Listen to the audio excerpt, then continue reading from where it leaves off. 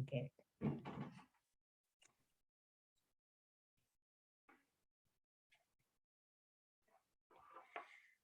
All right, well, I think I will officially begin one of the best days of the year for me and for the teachers who have known this amazing woman, and for the 7th and 8th graders in the building who might remember her from last year.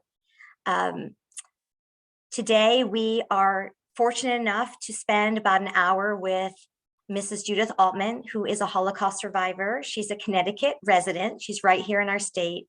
And she's going to be sharing with us her experiences, not just some of the facts and details, but some of also what it meant and what it continues to mean in this world to be facing discrimination, and more importantly, to be someone who can stop it. Today, you are going to be part of something that the majority of people in your life will never experience.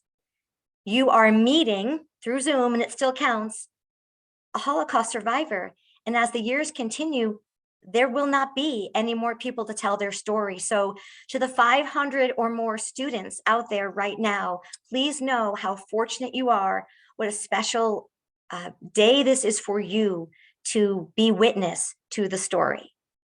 So with that, I will turn it over to the person we're here to talk with, and that is Judith Altmann. Thank you for joining us, Judith. Thank you for inviting me. Thank you very much. My name is Judith Altmann, as you know, but I was born in Czechoslovakia. It was a democratic country such as the United States. No discrimination whatsoever. Any school you wanted to attend, there was no difference at all. But unfortunately, that ended as well. In fact, we lived in a small town of 15,000 inhabitants, but we had Czech schools, but we also have Ruthenian schools, because a lot of the people that lived there, they were Ruthenians, not Russians, but Ruthenian. And they liked the Czechs very much because it was a very democratic regime, but they wanted their mother's language. So they learned that. So every girl, every person, every student started already with 2 languages to begin with, to know.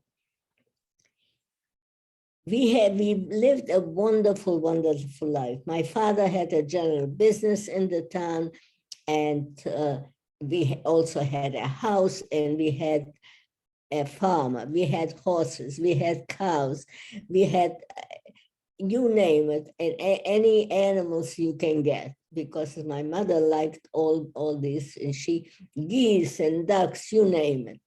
Anyway, we were very happy in the Czech schools or the Ruthenian schools. But then one day, nobody ever expected it. They said, we were occupied by the Germans. It was a terrible, terrible thought. We no longer go to our school. How could that happen? Anyway, we came in the morning to school, and they said, Judith, you cannot come in. I cannot come into school. Why? Because you're Jewish. Jewish people, Jewish children could no longer go to the school. We could not understand. I came home and I told Mommy, why can't we go to school? It was already high school. And she said, I don't know. I'm going to go and call the principal. Well, she did, and they said, this is it. You are Jewish and you haven't got the same rights as anybody else. It was a terrible, terrible feeling. My father, as I said, had a general store, and all of a sudden our customers didn't come in either. In fact, they came by and they said to my father, I am sorry, I cannot come to shop because we are told not to buy by the Jews and not to support them. It was a terrible feeling. It was a loss, of course, of income to begin with. My brothers, I had 3 brothers. My oldest brother had moved to Belgium, but when the Germans occupied Belgium, his life was the same way punished as we were. My second brother was the only lucky one. He was able to be in the United States. He was the real fortunate one. So, so when we came to school, we were not allowed to go. So what do? So whoever could afford, my parents hired a private teacher and we got together a few students from my school, and the teacher, that hired person, taught us as little as it was possible, but it wasn't school the same way. The people stopped shopping in our store because my father's Jewish. Life was terrible, but we were still fortunate to be in our home, unlike in other towns and other cities in Europe, wherever the Germans occupied. German and Jewish people could no longer do their business. People that were in the army could no longer be part of the army, but they were doing the dirty work. My brother was also in the Czech army.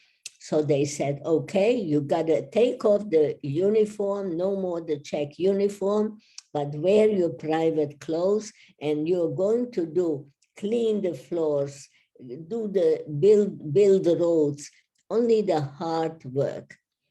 It was very disappointing but you couldn't do. Everything was there. Wherever you turned, there were police. Wherever you turned, there were Nazi soldiers. You were so frightened. We were so frightened every time they came into our store. The proceeds from the store was going to the Nazi party. But again, we were still together with our parents, but that too stopped. It was one morning, it was 6:30 in the morning, and 2 SS men and 2 gendarmes knocked on the window. You have a half hour. Take all your money and all your jewels and come. My father was the first one. He was a very obedient and scared person. So he came out and he waited. My mother didn't come out. So he kept saying, Judy, go look for mom. And I say, Mommy, come. She says, I don't want to go. I want to let them kill me here, but I don't want to go. Well, finally, Dad and we convinced her, and we started marching. We lived 6 kilometers from town, which takes usually an hour to walk. But then we picked up all the Jewish people that when they came to us, they told them to be ready. So we waited for some of them. We had to wait. Some of them, if they didn't come out, they actually went into the house and shot them right and left. It was the most frightening thing to see. We came down 6 kilometers to town, and we were told to walk up to the cemetery. It was up on a hill. And I said, and my mother said, oh, how convenient, they're going to shoot us here, and they wouldn't have to bring us. That didn't happen. We were there for a whole week. We were there sitting on the graves of our ancestors, only with that one coat. They didn't tell you anything that how long we'll be outdoors. It was still snowing. It was a little bit after Easter, after Passover. So here we are, and we are waiting. They said, one person can go home and bring more money and more jewels, and that will save your life. So my parents didn't want to go anymore, but I went. So I brought some more jewels, but there was more. And I told Dorothy, who was working for us, take the money and use it for yourself, whatever, but don't give it away now. I did bring some of the Jews because otherwise they would have been shooting us already near the house. So we did, and now we are walking. So we are on the cemetery a whole week. And then we were told to go on in row of 5 to the railroad. At this point, we met my sister who was married with her 2 children and my aunts and all the family with little children. And we walked to the railroad. We were put into trains. It was, oh, incidentally, every Jew, can you see if I show that, had to wear the Star of David. Can you see it or no? No, we can't see it. Can you maybe hold it up? Oh, push it, like raise the paper up, Judith. There we go. That's it. Perfect. We can see that. All right. Yes. This is the Star of David. Then we went to the railroad and we were put into cattle cars. Is that high enough? Yes, that's perfect. And about 70 people to one of these cars. And they closed the door. There was only one little window, and they closed the door, and they gave us a little bit of water. We were 4.5 days in the train. They hardly opened the door. The stench was unbelievable. People couldn't breathe. It was so stucky with no air. We finally, 4.5 days, we reached a place. They didn't tell us where we are and what we are doing. Half of the people were already, some of them were dead, some of them were fainted. Anyway, so as they opened the door of the cars, they threw the people out. Now we don't know where we are, but we ask quietly, what is this? Where are we? They said, this is hell. This is Auschwitz. But of course, we didn't know what Auschwitz is. We knew that there are exterminating camps, but we didn't know what it means. And they tell us, line up in row of 5, women separate and men separate. There's my mother, my aunt, my sister, and myself and my niece. And then there's the men, my father, my uncle, my nephew, and another nephew and a grandson. So they stand in line. And when I passed my father's row, he put his hands on my head and he said, Judy, you will live. These were the last words that I heard from my father. I never saw or heard him. When we went through, yes, now we are coming in a row of 5, women, younger women, older women. Now we come and we stand in front of a high officer, Dr. Joseph Mengele. He was called the angel of death. He was to determine who shall live and who shall die. So he pointed to my niece to go to the left, to me to go to the left, my mother, her mother, my sister, and my aunt with 3 little children, they all going to the right. And we stand in line for a long time and we wonder, where did our mother go? Where are they? Nobody's allowed to talk a word. If somebody talks, they come over, they said, if you don't stop, you're gonna get shot right this moment. So we stand there and wait.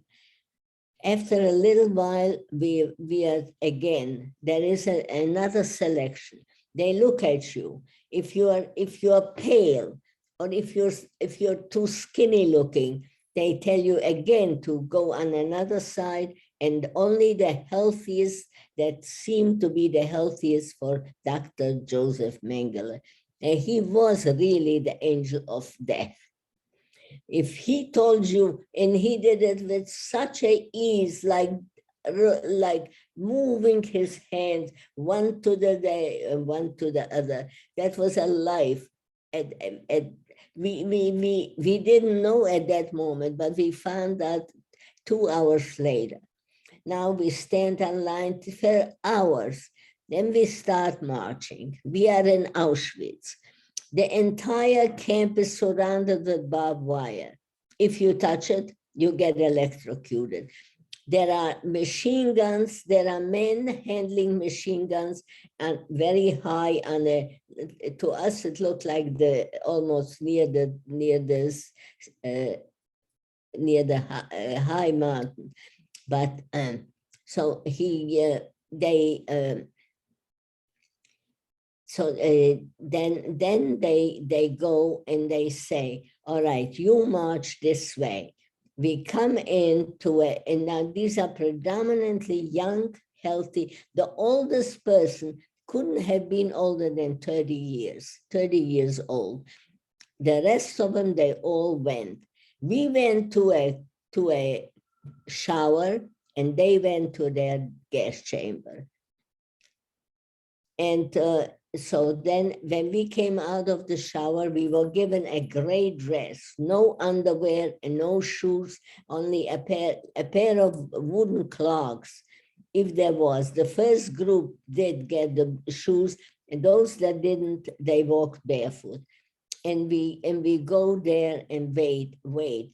Then we come into a enormous building, and it's a low building, a brick building. And we come in, and there are like shelves where the people slept.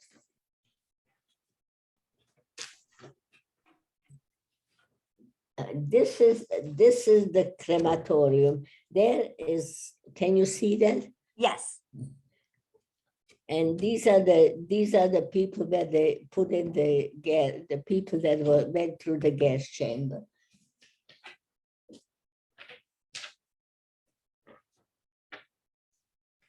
Here is the much better, the crematorium, both of them. Pull it up. Yeah. Okay, that's good. Thank you. Oh, I see the oven. Okay. Yeah, and here we are after we came out of the camp, after the end of when we were liberated. That's when we were skin and bones. Those that made it, very few of them made it. Because when we were, I'll get to it later. We worked extremely hard in the camp. We were in Auschwitz 6 weeks.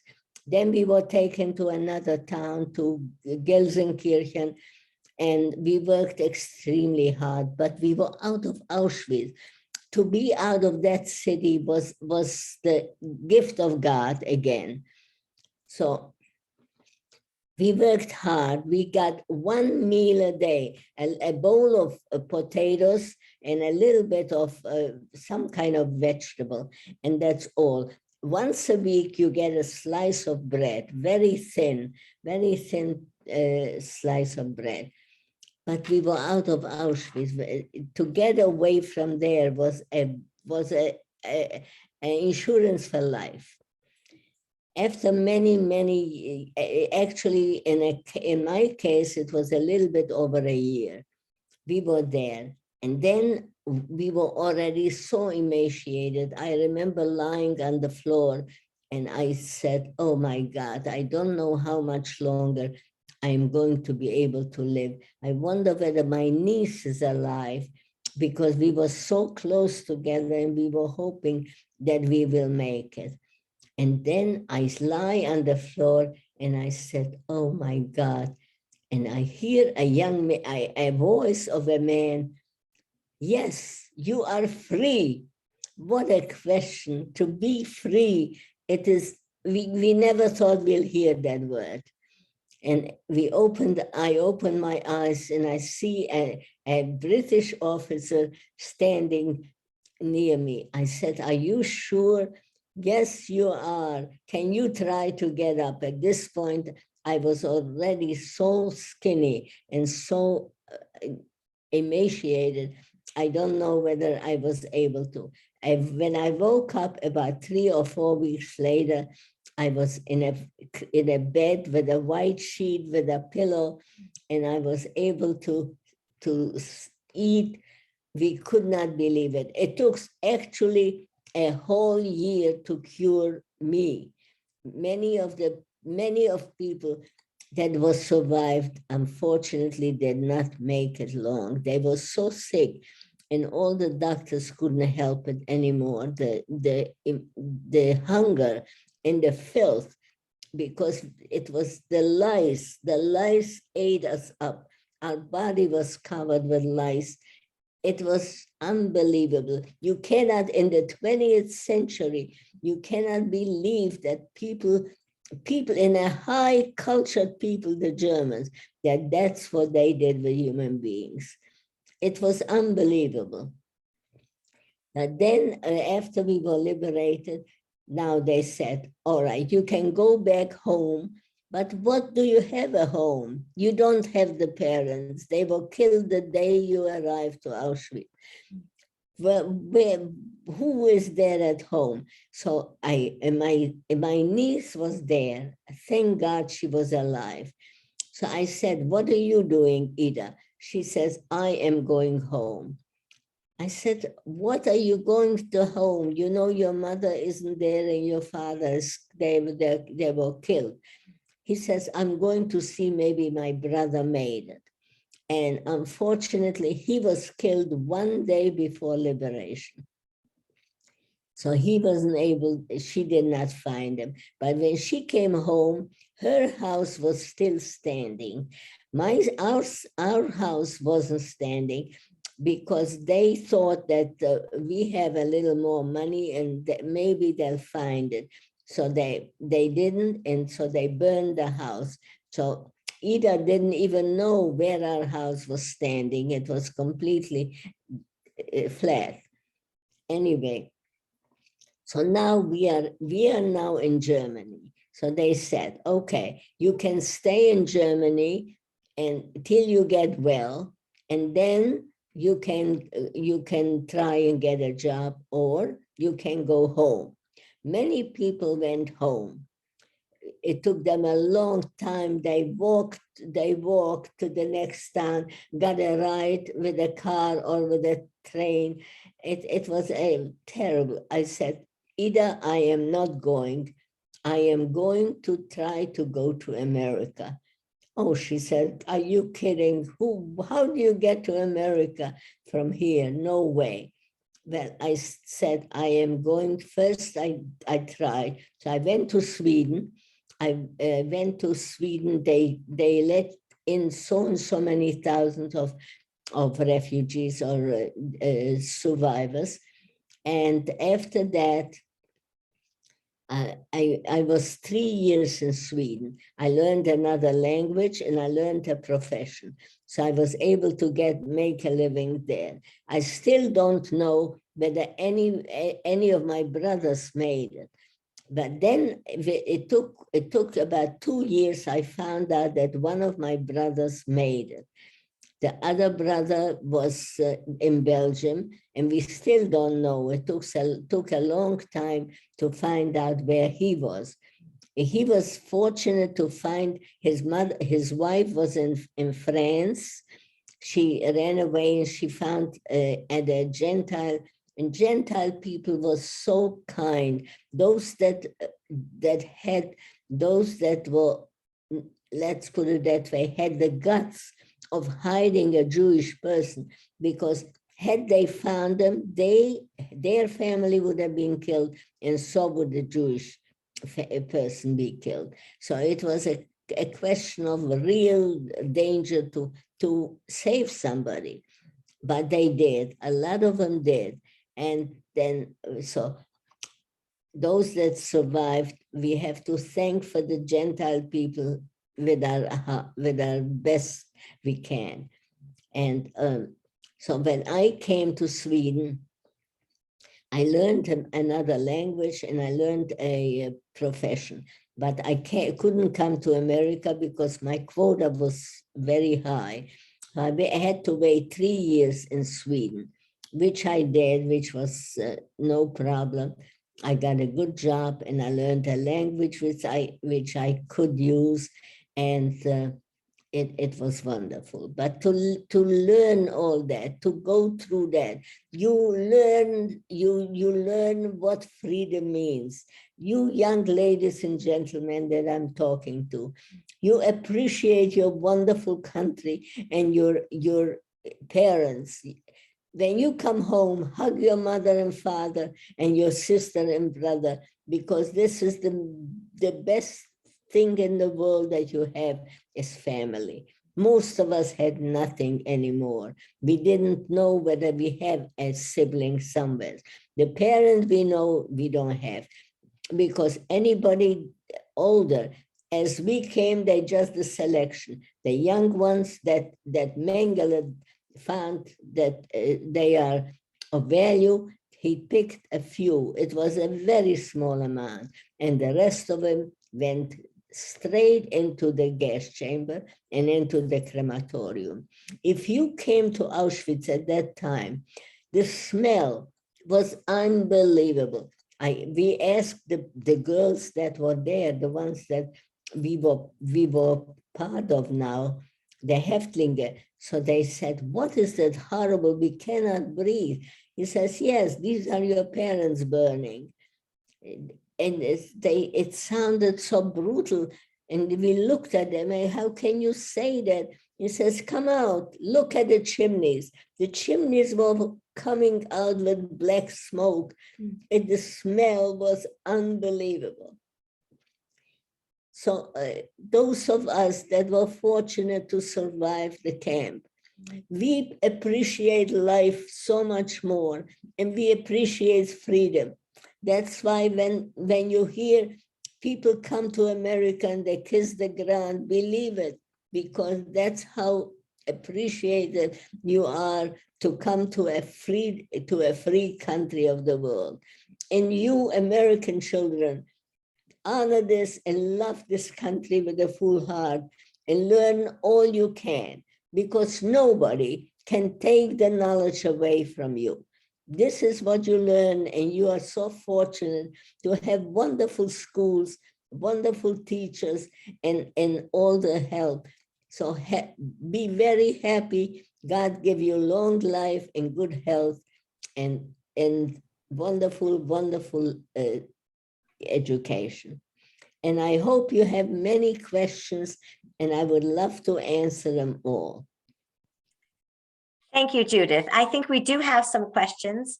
I know I have some, but we'll go to the students' questions first. So I will now turn it over to our 3 language arts teachers, who I think will be asking the questions. Okay. Want me to start? I can start. Okay. Okay. Our first question, did you ever witness anything akin to kindness from a Nazi? So I feel like you've told us that story before. Yes, there was Erika. She was an SS woman, and she was, you wouldn't expect it, but sometimes when you saw, you're walking around and your shoes are gone, and if she found maybe a pair of shoes in the garbage, she would just show you, because she would have, if they would have, another SS man would have seen it, she would have been in trouble. And if she had a bite of food left from her lunch, she threw it at us. There was some people with some SS people who had a heart, but there were others that went out of their way to be just worse than the average. They were terrible, but that was the question. Well, the slightest thing, if you were sick and you were allowed to be sick one day, if you're sick more than 2 days, you are taken away, never to be seen again. So very often, some of the SS women, as bad as you would think, some of them were terrible, but some they put, they covered, and if the SS man came in, why was she's here? Yeah, she was here yesterday. She says, yes, but she is sick again. But does she have a sickness that spreads? Because they didn't want to catch it. They said, no, she just has a plain cold. So Erica was the one that has many, that she saved many people. And after we were liberated, I looked everywhere in Germany for Erica, but I didn't know her last name. Go look for a German student, a German teacher, Erica. And even if she knew, if she heard that she was looked after, she wouldn't admit, of course not, an SS woman.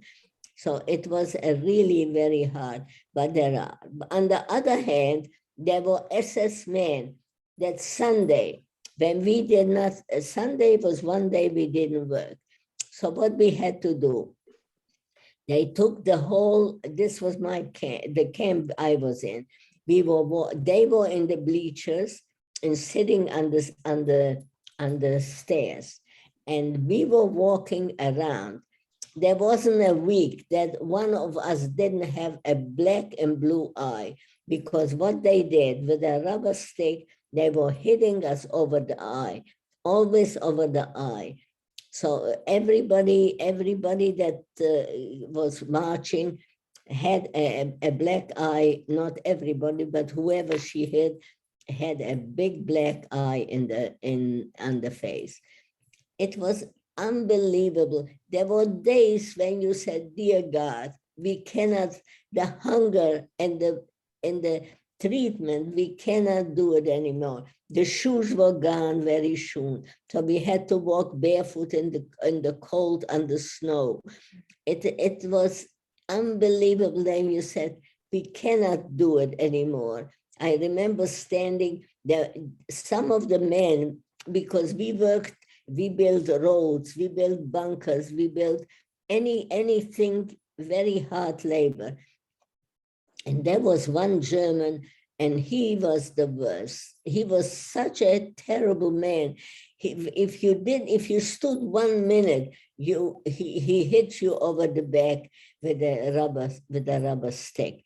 And one day, Ida, my niece, she was next to me, and she said, I'm going to pick up that stick and I'm going to hit him back. The worst thing has happened, he'll kill me. So I said, don't do it, please don't do it. But she didn't listen. She didn't listen, and then he kept her in a jail life for 2 days. I didn't think I'll ever see her. Well, she did come out. It was a miracle. But it was incredible. When we came out, when you see pictures of the Holocaust people, then you will see what we look like. Yes, we can see. Can you tell us, Judy, what Erica did for you? Erica, for me, especially, she was unbelievable. Wherever she could throw a little piece of bread or something, she did. And then if there was some place, some beads or that is on the floor that German people didn't pick up, she pointed me without the other SS women see it. She was a darling woman. And after the war, I would look for Erica in Germany, look for a SS woman, Erica. Which one would admit that she was it? But what about when you got hurt? Oh, when you got hurt, you went into the gas chamber. No, but didn't Erica help you when you got hurt? Oh, when she tried to pull me away, or she gave me something to carry to tell the other SS man that I'm doing something for her or so. But Erica was an angel, was literally an angel. Thank you. Any other questions? Yes. One of the questions we have is the students were wondering if at first you were scared to tell your story. No, in this country, no, I was not scared. I was in the free country of America. The whole world wants to be here. No, I didn't. I felt it has to be said. It has to be told. People should know what hate and discrimination can do and at what measure. And this is Germany with a very high culture. You wouldn't believe that they would have done that. When we saw what the SS man did, we said he goes home and he has children. How does he look at the children to tell them what she does? If he had something, if somebody didn't work hard enough, he said, no food today for this group. So here you worked all day long, you have nothing, you get a little bit of black coffee in the morning, just a drop, that's all. And if you're punished, you get no food that day at all. What was the food? The food was a bowl of potato or something, or no, beets or other, maybe beets, maybe just beets. It was the only thing that you were able to get. I think also they were also thinking about just how you felt about telling your story. I mean, did it give you flashbacks? I mean, how did you deal with all of that? Well, I felt it has to be told. Flashbacks you have anyway. You have dreams. Very often I used to, when my husband was alive, I used to wake up with a scream.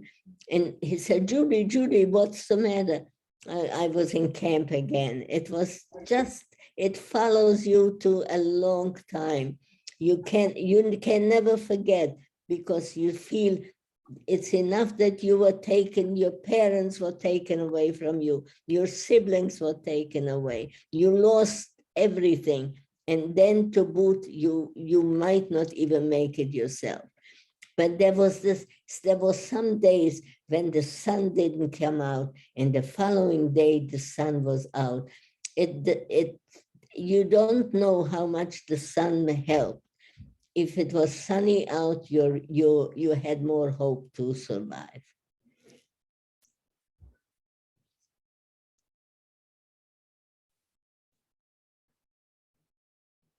Any more questions? Yes, we have more, but Kristen Nichols, we can't hear you. Unless someone else can, I can't. No, we couldn't hear her either. So we can just, Yeah, we'll pick it up. yeah, we'll ask her question. So another question we have is what was your motivation, or how are you able to like cope when you were there? Like you said, the sun helps. Like what else helped you get through? Help. And when we were sitting in the camp, because we worked around the clock, day shift and night shift. One week day shift, 1 week night shift. So we were doing that. And then we said, when we talk about food, that will help us. So we started cooking and baking. We were making the best recipes you can imagine. We had no pencil. We had absolutely nothing. We could not write down, not that there was anything to write about, but we could not mark anything down. If they would have found a pencil, you were in the crematorium. You couldn't have anything like that. So you never, even if you found, but you didn't find anything. The only thing, sometimes you found a piece of something maybe walking to work in the garbage. If she didn't see you, or he, the SS man, then you picked it up and you ate it so fast, filthy. Oh. And we made it. Very few of us. There wasn't, every single day there came a guy with a wagon to take away a few 5, 6 women away from. And we were all already young people. The oldest one of us to begin with might have been in the early 30s. That's about the top age. Thank you. Another question that the students asked is, how do you react to anti-Semitism or any other hatred that you see in the world now? Very, very frightening, extremely frightening that after all what happened and what they heard, it is still existing. How do you erase it? How do you combat it? How can you get it, no matter how much you explain it? And you say, I did in many schools, I came and spoke, but you don't know what makes them, I met a young man in a school, and he told me, Mrs. Altmann, come in the corner, I have to tell you something. He says, I have my best friend who is a very smart young boy, and he tells me that the Jews deserved it, and I want to know why. So I asked him, did you ask him? He said, yes, my parents told me as well that it is that the Jews deserved it. Now, how do you explain that? How do you reason with that? It's a terrible, terrible dilemma.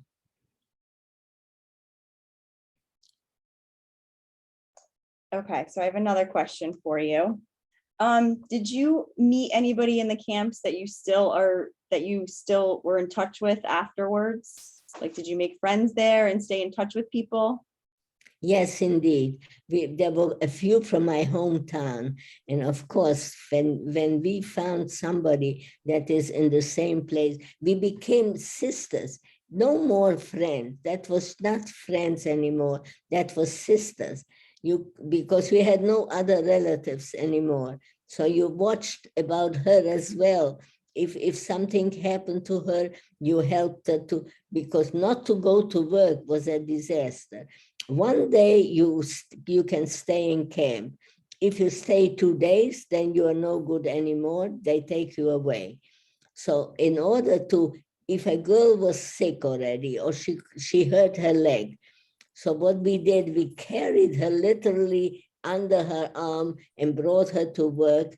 But wherever we worked, we worked mostly outside to build roads, to build bunkers and all that.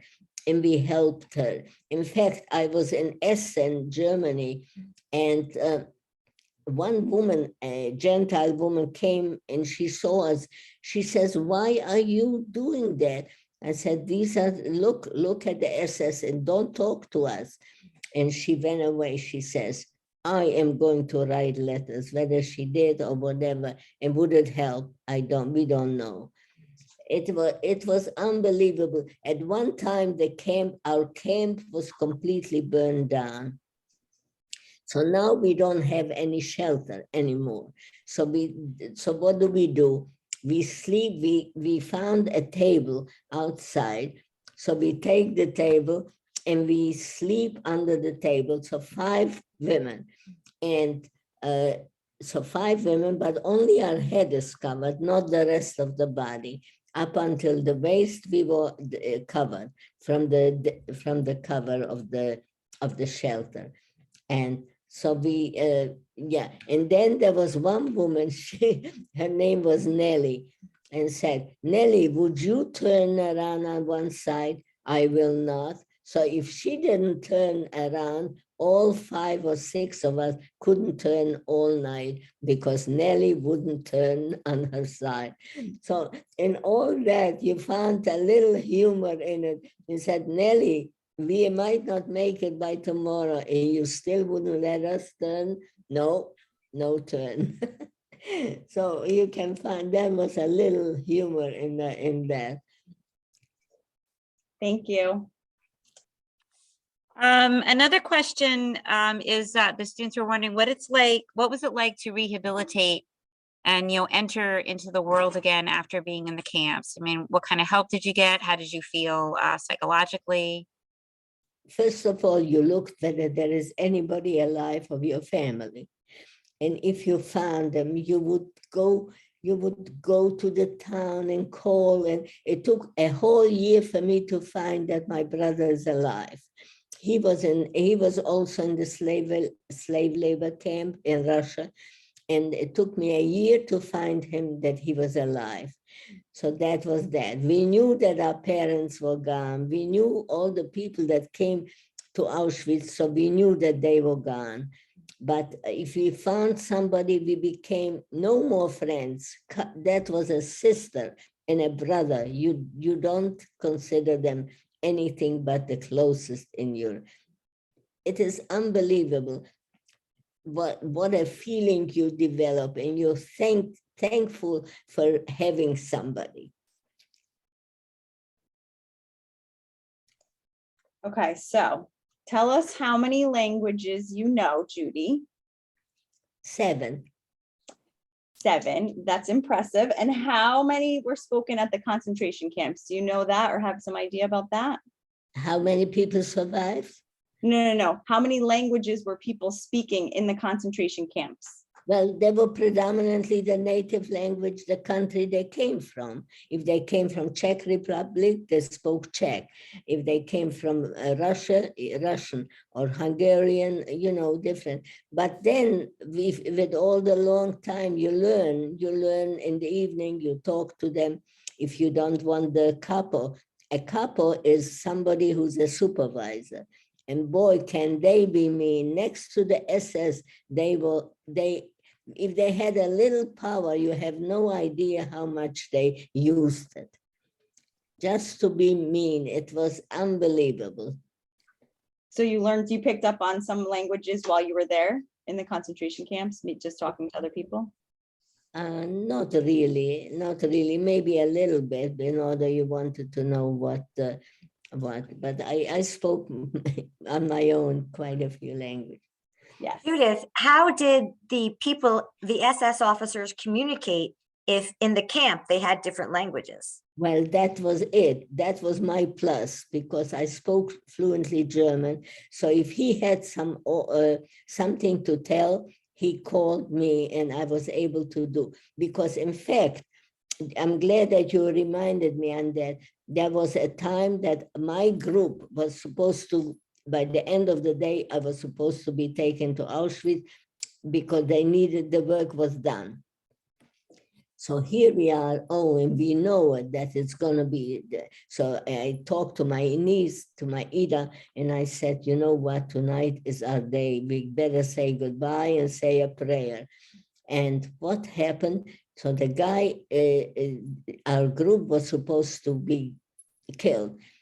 So one day, Erica comes over and she says, oh no, this girl, this group, you cannot do anything, because she is very helpful. The work is not going to be done because she tells them, and if it's Hungarian, she tells them do it. And she tells them in Hungarian, Czech, in Russian, in Yiddish, all the languages I spoke. We know we need her, and her group knows quite a few languages. So that was a way that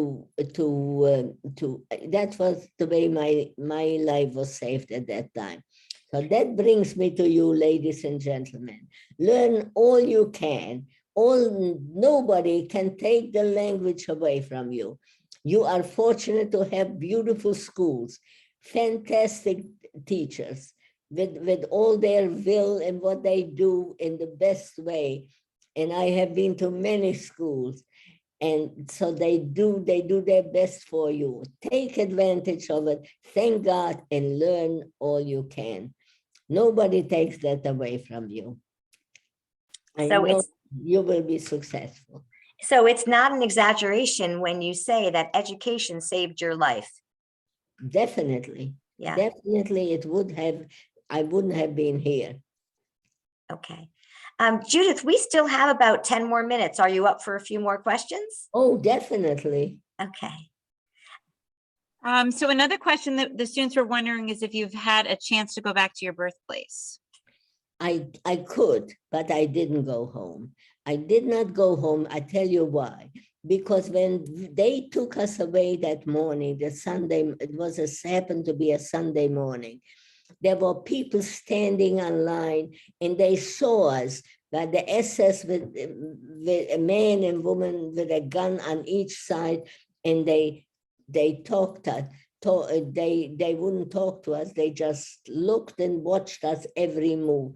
And I said, why didn't anybody just question, where are you taking these Jews? They knew me, they knew us, they were coming in our store every single day. So I said, my God, and my father said, I cannot believe it. They owe us so much money, and look, nobody says a word to the police. Where are you taking him? At least a question.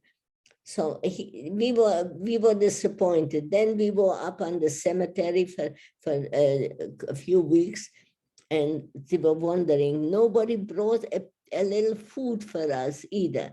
A few people did, but nobody. It's sort of like people didn't care. But these were our friends, our neighbors. Maybe they were afraid. It's possible that they might have been afraid that if they help the Jews, it's a bad thing to do. Judith, did you ever go back to Poland or Auschwitz, or would you not do that? No, I did go back to Europe. I did go, but I did not go back to Auschwitz. That I couldn't do that. I did go to Poland back, and because I had lost a lot of people. My sister and my brother-in-law and the 3 children, they were killed even worse because they were taken. The whole town of Mikulichin was taken out of their home, taken into the next small town where there's only a lot of lawn and grass, and they made them undress and made them dig a mass grave, and they shot the children first for the parents to see, and then the father and then the mother into the mass grave. My sister Charlotte was one of them, with her 2 children and her husband and herself.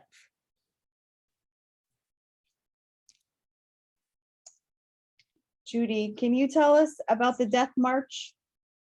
Oh, the Death March. Now we don't know what time it is. We don't know what happened. We hear that the fighting and the shooting is quieter on certain days, even more. When we heard that the shooting is going on, we were so glad, even when it was a question of maybe that we are going to get killed, but we were happy. Let these German SS people get killed as well, even if it's a question of our life as well. So we would have taken that instead, but it was coming it was loud and they were fighting. So we were talking quietly and said, oh, maybe the Allies are coming closer. And then we were told to walk fast. We walked for many days, actually a little more than 2 weeks, with no shoes anymore, everything, and cold. So we come into a town called Bergen-Belsen. If you ever hear that word, it will give you the chills, because there were so many thousand. All they did is Hitler had a barrack full of bread, sliced bread, and every slice was dipped in poison. So He said, if you see that either we are losing the war or we are winning the war, give every slice for the Häftling, which we were called Häftling, the Jewish prisoners. Give everybody a slice of poisoned bread. I want to have bodies and not people alive. So there was that barrack.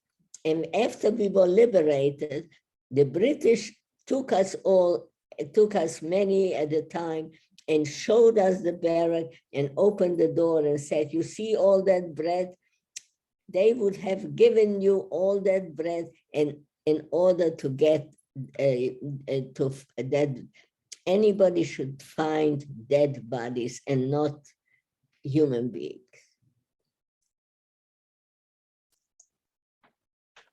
This year, Judy, some of the kids are reading Night by Elie Wiesel. Did you ever get to meet Elie Wiesel? Yes, of course, I met him. He lived about, I would say, 100 kilometers from my hometown.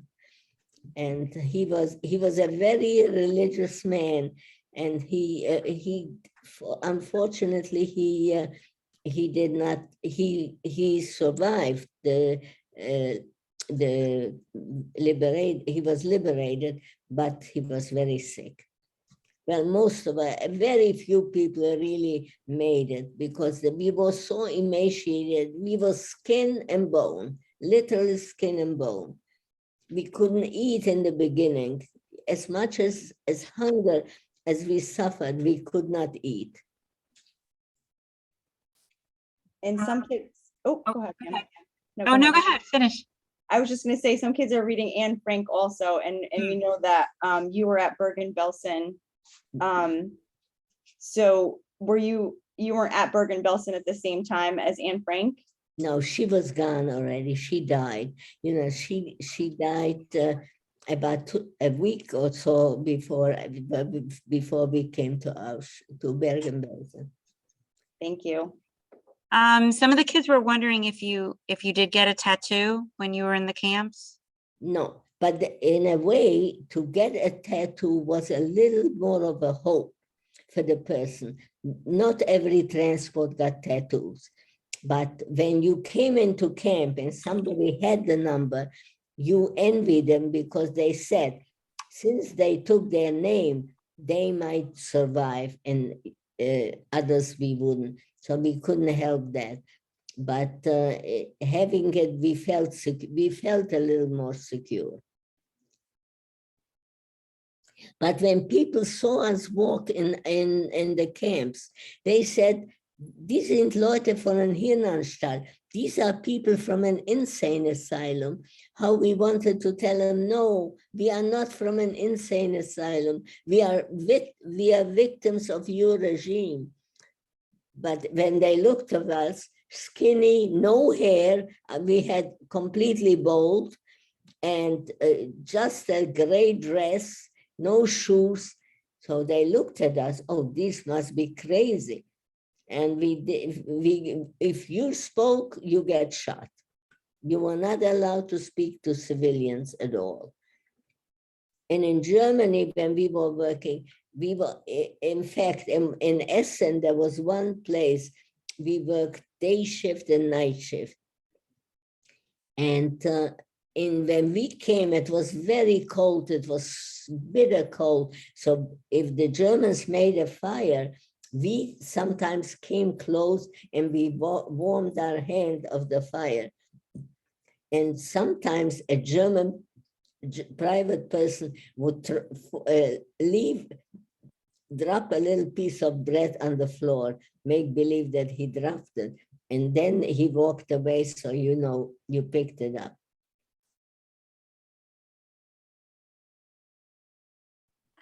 I think that I do have to wrap up, Judith, and I'm sorry about that. But I just have to say, what amazes me is woven in through your story of devastation and persecution, I do see a message of hope. I see a message of the power of education and a message of awareness, not just in all of us, but especially young people, the students who are watching you. You know, in the last few weeks, our 8th graders have read about global persecution, the Holocaust, and more. Our 7th graders have studied this event in social studies and have learned about, you know, inequities. Many of our 6th graders know the pain of the Holocaust, you know, through their studies. But the message I want to get across to everyone watching, Judith, everyone watching you now, is oppression is happening, not just in history, but it's happening today, every day. And so it is our responsibility, not just the adults here, but it is each child watching. It is your responsibility to personally enlighten others, to step up, to speak out, because we can make a difference. And I hope, I know that I feel that when I talk to you, and I hope others will as well. So with that said, my dear friend, Judith Altmann, we will say goodbye for today. We can't thank you enough for joining us and sharing your story. And we wish you the best, and we want to see you again next year. Thank you very much. And I wish you good health, long life, and the students success in having such wonderful teachers as you are. So you are so fortunate to live in this country and to have freedom such as we have. So God bless you again and again. Thank you. Thank you. Goodbye. Goodbye, Judith. Bye. Thank you, Judith. Bye. Bye. Bye.